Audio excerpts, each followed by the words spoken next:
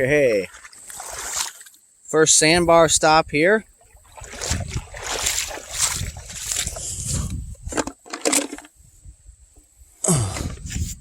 Pretty much after the agates. Might call it a rock bore more than a sandbar. Pretty rocky oasis, so hopefully I find a few out here at least on this first stop on this venture. Always such a good feeling when you spot your first one. It's pretty bright out, but you can see it there. Right behind it, you can see the indent in the sand where it was. Little tiny bit of line work on it. A lot of crater-like skin to recognize it right off the bat, and that reddish translucent color. Oh yeah, baby. Kind of hot out, so I'll just get in the water a little bit to, you know, cool down.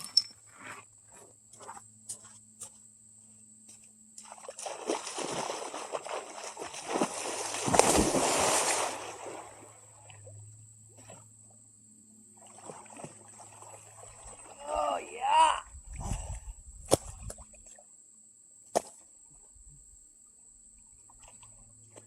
Third find on this trip really has some bright orange color on its outer crest there. You can see it has the crystal-like quartz on the inside and nice line work going around that to border the outer color, which is very bright in this case. Pretty neat. Very tiny one, but number 3 find for the trip so far.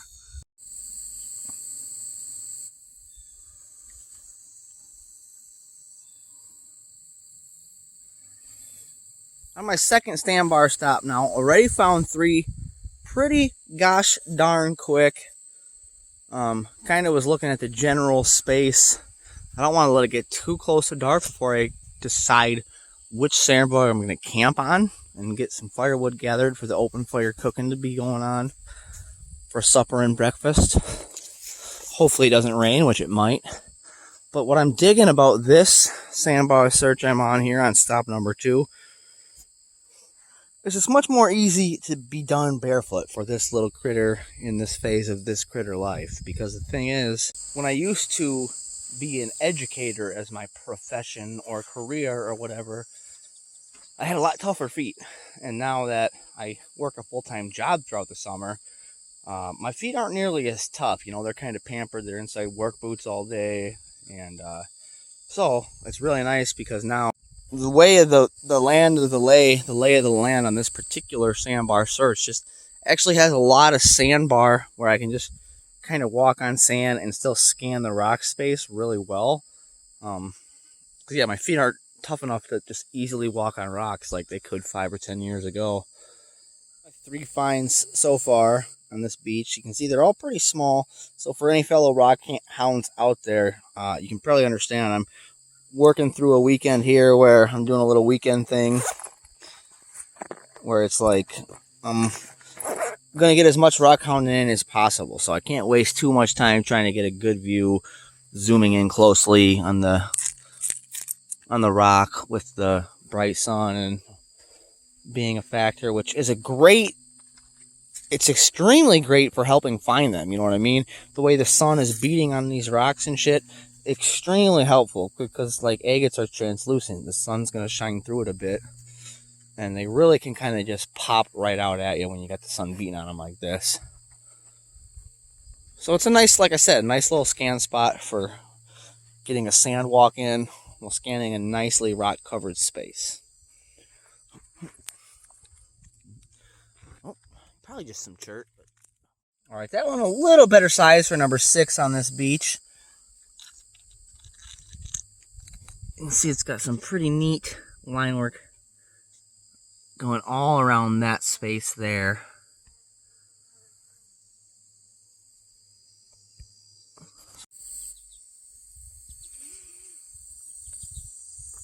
Kind of a narrow river.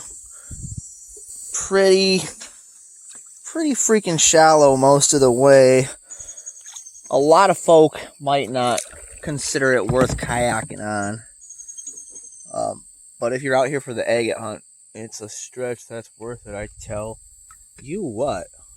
If you know, you know. There was a time in my life I used to kayak, float, and camp just to kayak, float, and camp. Like when I first kind of got into the hobby of kayaking often and all the time ish or whatever. And like also when I kind of first got into being open fire cooker, that kind of all happened back in about 2013 or so, I guess, when I went out to Colorado.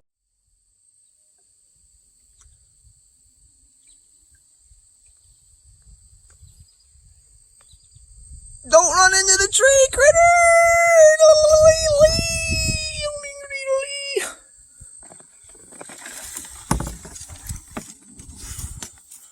You're out disc golfing and you hit a tree in a way it does not help. You say, no love from the tree, but if you chuck one that's like it otherwise would have been fucked, but the tree kind of saved it, you say, oh, you got some fucking love from the tree on that one.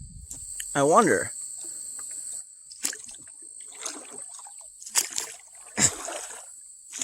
Create the angle. I wonder if I were to just kind of slide up that way, if I'd be entering a beaver dam or just a place that's got a lot of down trees.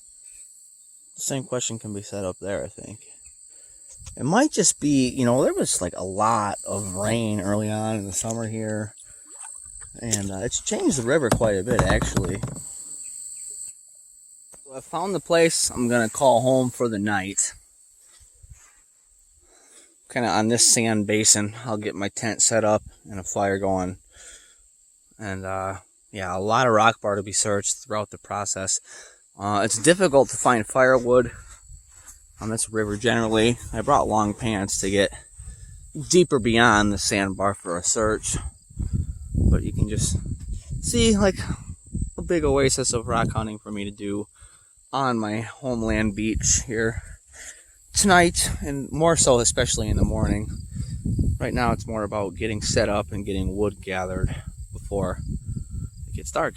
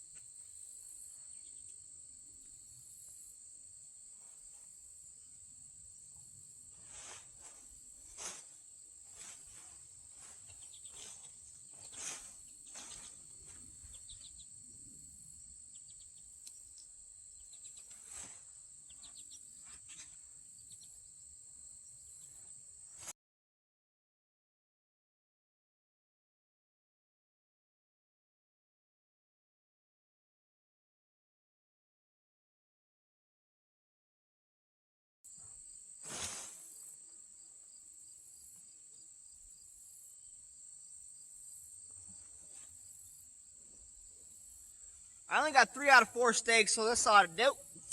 This ought to do.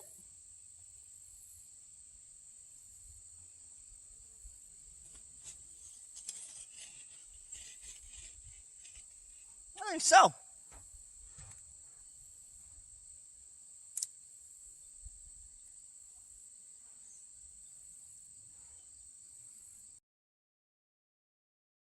Voila. Tent set up. Got long pants on for wood gathering. Let's get some wood. You know what I mean? Let's have some wood to cook on. We got freaking hamburger type situation or whatever. We'll get to that. But like, let's get fire first. Now this river, it's great for agate hunting. It's not so great for gathering firewood. So that's why I brought pants. As you can see, just like there's a little hunk of some potentially maybe a nice little hunk there, but otherwise I'm gonna have to get out into that shit probably pretty much entirely. So I'm just gonna go ahead and time to get a long sleeve shirt on and go get some wood before it gets dark and shit. Right. Just found one agate on incidental interaction, which was pretty neat. Driftwood doesn't burn for fucking shit, so that's why you gotta try and get out into the thicker of it and find some real wood a little bit. But you can definitely find enough tiny hunks of driftwood to get a fire going at least pretty easily. I've only ventured as far as that big hunk I earlier mentioned, which was only about 10 minutes ago. So I'm glad I decided to get to the sandbar in the timing in which I did, because now I got plenty of time to have a fire going well before I'm ready to cook and just chill and relax. And yeah, last weekend I came out and I kind of got fucked over by the weather and stuff a little bit. It was still worth it because it was the first time I'd done it since my previous birthday weekend, the overnight camping, agate hunting thing. But I wasn't able to get a fire going, and the big thing I love about it is cooking on a fire. So here we go. My cast iron is kind of froggy at the moment, so I brought a different pan, and it'll just, you know, food is food. But it's not cast iron this time, folks. I'm sorry.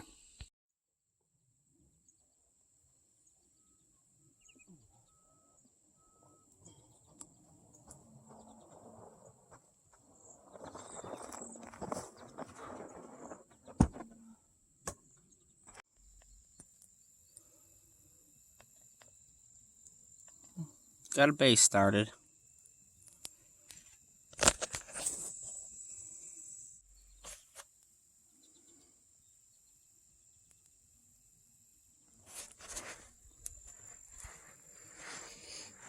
Bring plenty of old cardboard and newspaper for fire starter.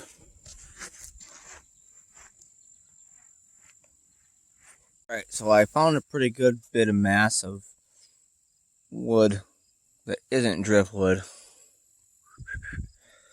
Get out into the deepers of it, so I should be set for the night.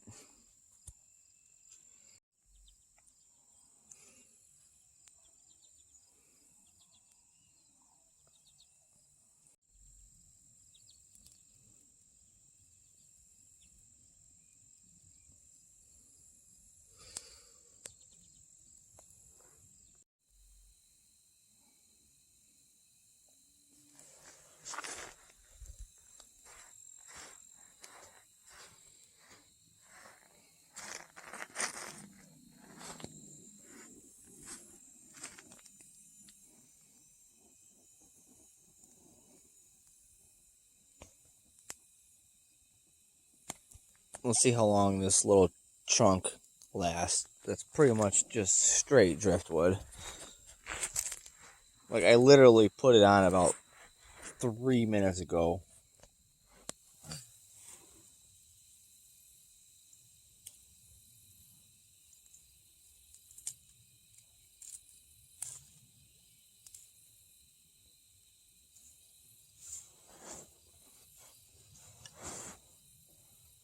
Hot dog cooking stick.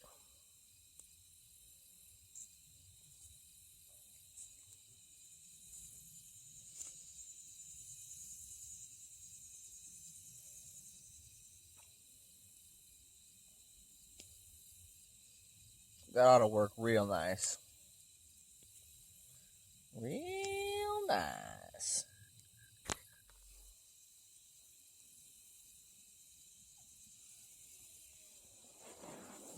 I might still cook some burger on this tonight, but we'll see. I got bacon and egg for the morning, so.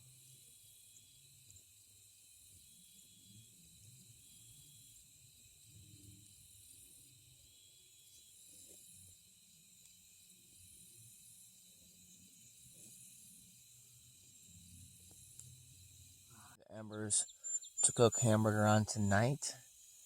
We'll just have hot dogs instead. So then I can save some of the bigger hunks to burn and ember down in the morning for what's going to be a really nice breakfast and or brunch feast. Probably breakfast.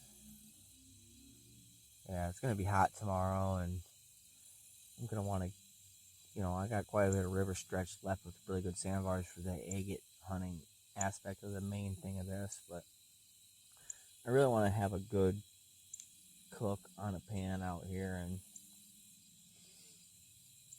I think I'll just incorporate my hamburger in with my breakfast plan. So stay tuned for that, folks. I mean, it'll probably still be on the same video unless I end it now and call it part 1 of 2, in which case, peace out.